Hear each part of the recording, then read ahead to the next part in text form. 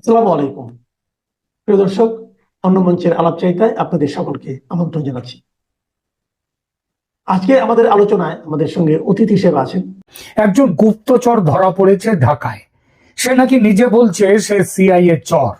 আবার ইউনুস স্যারের হয়ে গলা ফাটান যারা, এমন দু একটা চ্যানেল বলছে না না লোকটা ভারতের গুপ্তচর, রয়্যাল লোক। কিন্তু কাউকে বলতে শুনলাম না যে লোকটা ইউনুসের চর। সন্দেহটা সম্ভবত আমি প্রথম করছি। কেন করছি সেটা নিয়ে এখনকার আলোচনা। তবে আলোচনা যাওয়ার আগে ঘটনাটি সম্পর্কে দুটো কথা বলে নি। 3 দিন আগে 12ই সেপ্টেম্বর শুক্রবার মধ্যরাত পেরিয়ে সবে যখন শুরু হয়েছে 13ই সেপ্টেম্বর, তখন ঢাকার মিন্টো রোড এলাকায় সন্দেহজনক কার্যকলাপে লিপ্ত থাকার অভিযোগে এনায়েত করিম চৌধুরী নামক এক বাংলাদেশি বংশোদ্ভূত মার্কিন নাগরিককে আটক করেছে পুলিশ। রমনা পুলিশ বিভাগের উপকমিশনার মাসুদ আলমের মতে সন্দেহজনক আচরণের কারণে তাকে বিশেষ ক্ষমতা আইনের আওতায় গ্রেপ্তার করা হয়।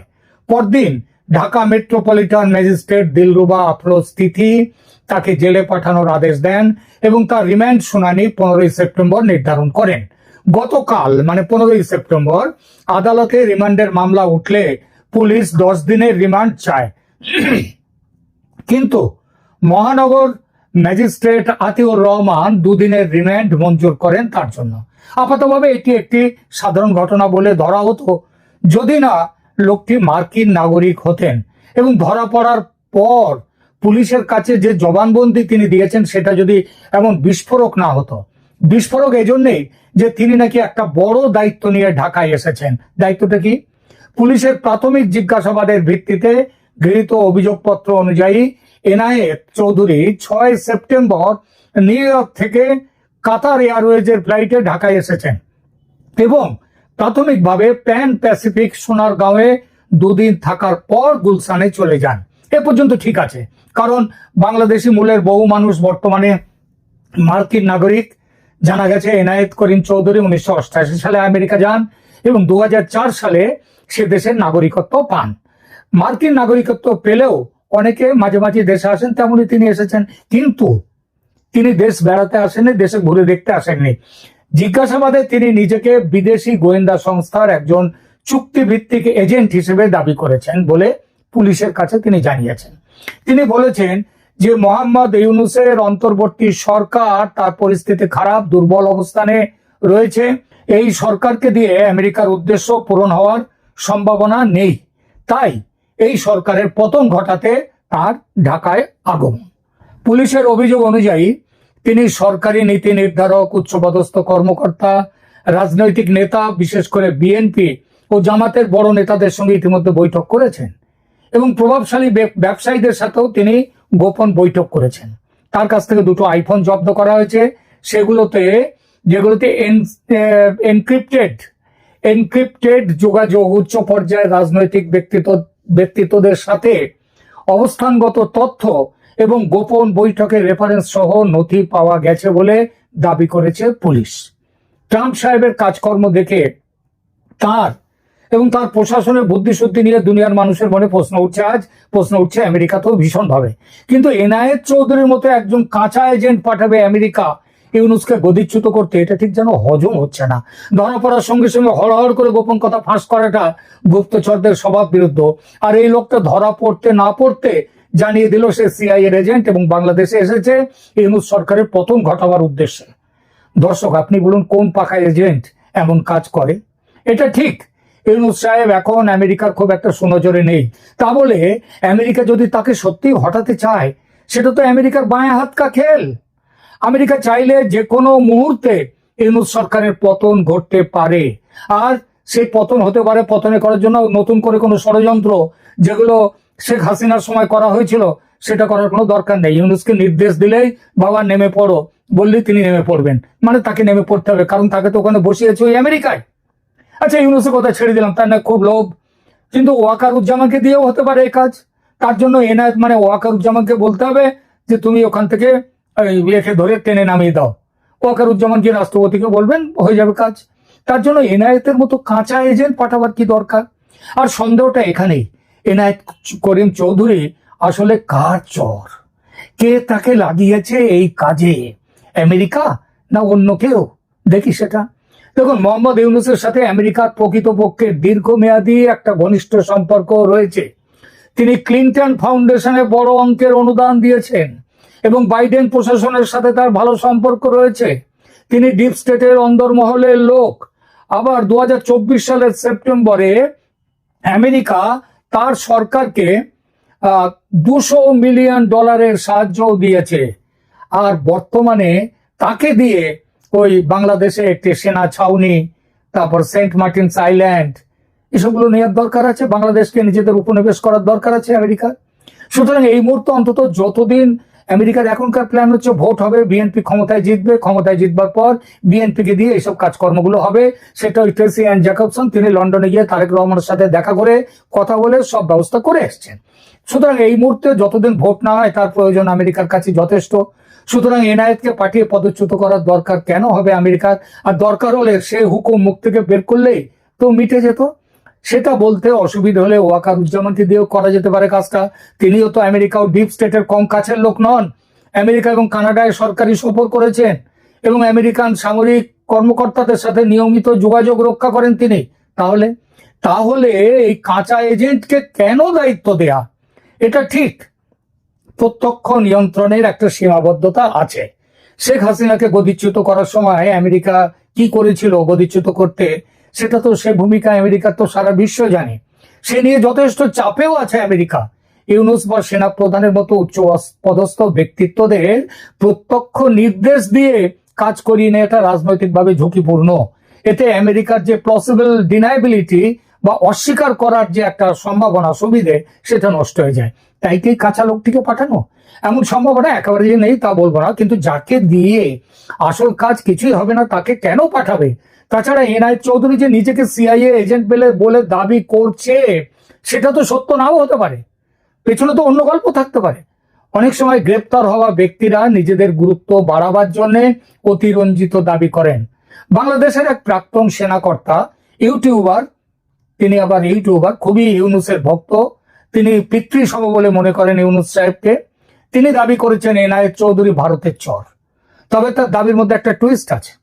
এনআইএকে পাঠিয়েছে ভারত সেনাপ্রধানের সঙ্গে যোগসাজশ করে, এইটাই তার বক্তব্য। অর্থাৎ ওয়াকার ভারতের সাথে মিলে রয়েছে, আওয়ামী লীগের সাথে মিলে আছে। তার কথা, এই সেনাপ্রধানটিকে যদি ইউনূস সাহেব ক্ষমতায় বসে ছুঁড়ে ফেলে দিতেন তাহলে দেশের অনেক সমস্যাই নাকি দূর হয়ে যেত। যিনি প্রধান উপদেষ্টার ক্ষমতা সম্পর্কে, অর্থাৎ তার এই সেনাপ্রধানকে হটাবার ক্ষমতা তার আছে কিনা এই সম্পর্কে যদি তার বিন্দু মাত্র ধারণা থাকতো তাহলে তিনি এই কথা বলতেন। সুতরাং তার ওই দাবি নিয়ে আলোচনা করার কোনো যোগ্যতা আছে বলে আমি মনে করি না। তিনি প্রাক্তন মেজর জেনারেল হন আর যেই হন, তিনি কয়েক মাস আগে যে প্রাক্তন সেনার দল 4 ঘন্টা না 8 ঘন্টায় কলকাতা দখল করতে মিছিল করবে বলে রাস্তায় বেরিয়েছিল মিছিল করতে, তাদেরই সমগোত্রের। এদের মাথায় এটা ঢোকেনি যে বাংলাদেশে গোয়েন্দাগিরি করতে আমেরিকা থেকে চর নিয়ে আসার ভাবনা স্রেফ পাগলরাই ভাবতে পারে। আর নিজের দেশে মার্কিন নাগরিককে দিয়ে চর বৃত্তি করার কথা ওয়াকারুজ্জামান ভাববেন, এতটা বোকা তিনি নন। তাহলে কার চর হতে পারেন? আমেরিকার তো হলো না, তাহলে কার চর হতে পারেন এনায়েত করিম চৌধুরী? আমেরিকার নয়, ভারতের নয়, এমনকি সেনাপ্রধানের নয়। ঘটনাক্রম যেদিকে সম্ভাব্যতার আঙুল তুলছে, যেটা আমি একদম প্রথমেই বলেছিলাম, সেটা হলো আঙুলটা উঠছে স্বয়ং ইউনূস সাহেবের দিকে। কারণ তিনি বাংলাদেশের প্রধান উপদেষ্টা বটে সরকারের, অন্তর্বর্তী সরকারের, কিন্তু তার তো শেকড় আমেরিকায়। সেখানে তো তার কম লোকজন নেই, বরং সেখানেই তার সব আসল লোকজন। তো এনায়েত কি তার লোক হতে পারে না? এই লোকটিকে তিনি আমেরিকা থেকে উড়িয়ে এনে নিজের বর্তমান যে নড়বড়ে আসনটা রয়েছে সেই আসনটাকে একটু শক্ত করতে, একটু সুস্থির করতে তিনি কি আনতে পারেন না? অর্থাৎ এটা মোহাম্মদ ইউনূসের নিজের রাজনৈতিক প্রয়োজন। বাংলাদেশ সরকার হয়তো নিজেদের বৈধতা প্রমাণ করতে এবং আরো বড় কথা, বিরোধীরা তার বিরুদ্ধে বিদেশি ষড়যন্ত্র করছে, মানে ভারতকে নিয়ে করছে, এই গল্প তৈরি করতে এনায়েত চৌধুরীকে আনা হলো না তো। দেখুন, আমেরিকা প্রকৃতই ইউনূস সরকারের পতন চাইলে, আগেই বলেছি, এমন একটা কাঁচা এজেন্টকে তারা পাঠাতো না। এই সম্পর্কে, এই ব্যাপারে আরো কতগুলো ব্যাখ্যা অবশ্য থাকতে পারে, কিন্তু সেজন্য যেমন ধরুন তথ্য সংগ্রহ করার জন্য প্রকৃত অবস্থা বাংলাদেশে কেমন আছে, ইউনুসের কেমন আছে, অর্থাৎ ওপিনিয়ন তৈরি করার জন্য তাকে পাঠাতে পারে। আবার এনআইএ চৌধুরী নিশ্চয়ই দেশের সিআইএ এর এজেন্ট নন, কিন্তু কারো না কারো এজেন্ট তো বটেই, নইলে হঠাৎ সেখান থেকে এলো কেন? এরপরে বাংলাদেশ সরকারের পক্ষ থেকে বিদেশি ষড়যন্ত্রের একটা গল্প তৈরি করার জন্য এই এনআইএ চৌধুরী নামক এই যে নাটকটি, এই নাটকটা হয়েছে। সুতরাং এটা একটা খারাপ ভাবে পরিকল্পিত অভিযান, তাই সে যেই করুন। গোয়েন্দা কার্যক্রমের জগতে আকামস রেজার বলে একটা নীতি আছে, সেই নীতি প্রয়োগ করলে সবচেয়ে সরল ব্যাখ্যাটাই সত্যি হওয়ার সম্ভাবনা থাকে। এনআইএ চৌধুরী তিনি মিথ্যে বলছেন, তবে খুব বেশি মিথ্যে বলছেন না। তাকে কে নিযুক্ত করেছে, কি কাজে নিযুক্ত করেছে, সেইটাই গুলিয়ে দিয়েছেন। সেটা হচ্ছে এই গল্পটা তৈরি করেছেন যিনি, স্বয়ং ডক্টর মোহাম্মদ ইউনূস। তিনি কিন্তু এনআইএ চৌধুরীকে কড়া ধারায় গ্রেপ্তার করা, সেটা থেকে আটকে দিয়েছে। ওই যে সরকারের বিরুদ্ধে আচরণ, সেটা তো দেশদ্রোহিতা। দেশদ্রোহিতার খুব বড় কারণের জন্য তাকে আটকাতে পারত পুলিশ, কিন্তু সেটা পাঠায়নি, সেইভাবে আটকায়নি। কেন? তার কারণ এই ব্যাপারটা আটকে দিচ্ছেন ইউনূস সাহেব স্বয়ং, কারণ লোকটি তার। বাস্তবতা হলো গত 1 বছর এই সরকারের যে কাজ মানুষের চোখে ধরা দিয়েছে তা হলো হত্যা, ধর্ষণ, নিপীড়ন আর মব দিয়ে বিরোধী শক্তিকে নিঃশেষ করার চেষ্টা। ঋণের দায়ে 4 জনের মৃত্যু, আবার তাদেরই দাফনের খরচ জোগাতে আরো 1000-এর বেশি মানুষ নতুন ঋণ নিয়েছে। এটাই দেশের চিত্র। সরকারের উপদেষ্টা বদল কি কোনো পার্থক্য আনবে আপনার মনে হয়? আমার মনে হয় না। নির্বাচনের আগে এই ধরনের রদবদল করে সাময়িক ইমেজ ঠিক করা যেতে পারে, কিন্তু মানুষের আস্থা ফেরানো অসম্ভব। কে হতে পারে নতুন উপদেষ্টা? নতুন দালাল কে হতে পারে? কারণ সবাই তো আসলে দালাল বলে খ্যাত হয়েছে সব জায়গায়। আপনি এখানে দেশে বিদেশে যেখানেই যাচ্ছে সেখানেই দালাল দালাল দালাল বলে চিৎকার করছে মানুষ।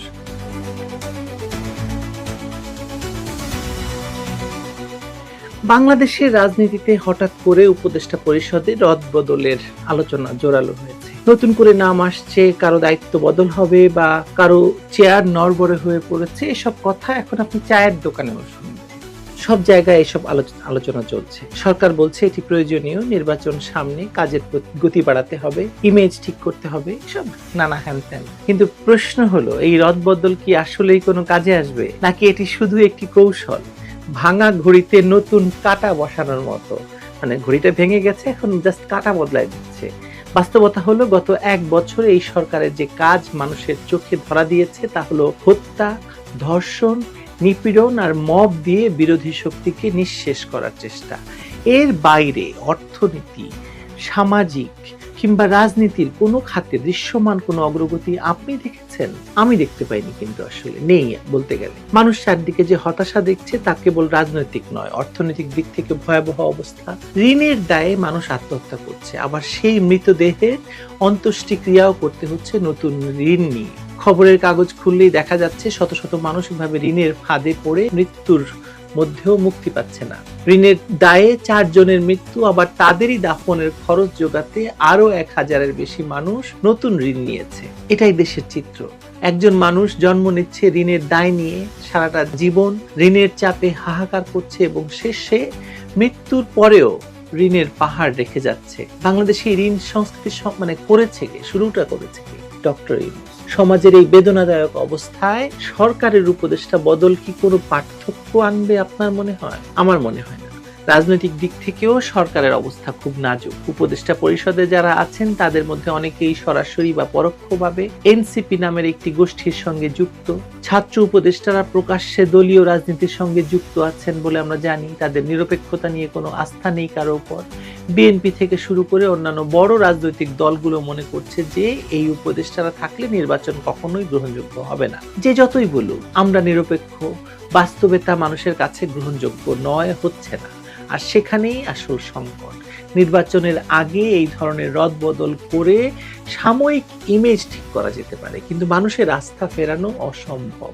মানুষ যখন শেখ হাসিনার সময়ের সঙ্গে বর্তমান সময়ের তুলনা করে তখন তারা হতবাক হয়, তারা প্রকাশ্যে বলে। আপনি একজন রিকশাওয়ালা থেকে শুরু করে সমাজের যে কোনো স্তরের মানুষকে জিজ্ঞেস করতে পারেন, তারা সরাসরি বলবে আগেই ভালো ছিলাম। জীবনের মান, নিরাপত্তা, অর্থনীতি সবকিছু যখন ভয়াবহ অবস্থা, তারা মনে করে যে এর আগে তারা তুলনামূলকভাবে স্থিতিশীল ছিল। তাদের জীবন, তাদের সামাজিক অবস্থা, তাদের রাজনৈতিক অবস্থা, তাদের অর্থনৈতিক অবস্থা।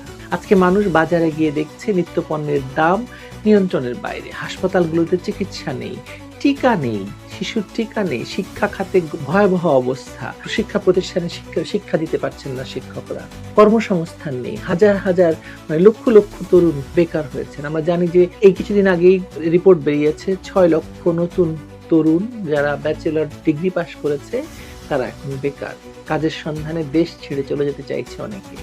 এই বাস্তবতায় সরকার কিসের সাফল্য দেখাবে বলুন? মানুষ তা আসলে খুঁজে পাচ্ছে না। আপনি পাচ্ছেন কিনা জানি না। আমাকে আপনারা বলবেন যে আমি সরকারের সমালোচনা করি, সেই জন্য হয়তো বলি যে কোনো সাফল্য দেখাতে পারছে না। আসলে তো কোনো সাফল্য নেই।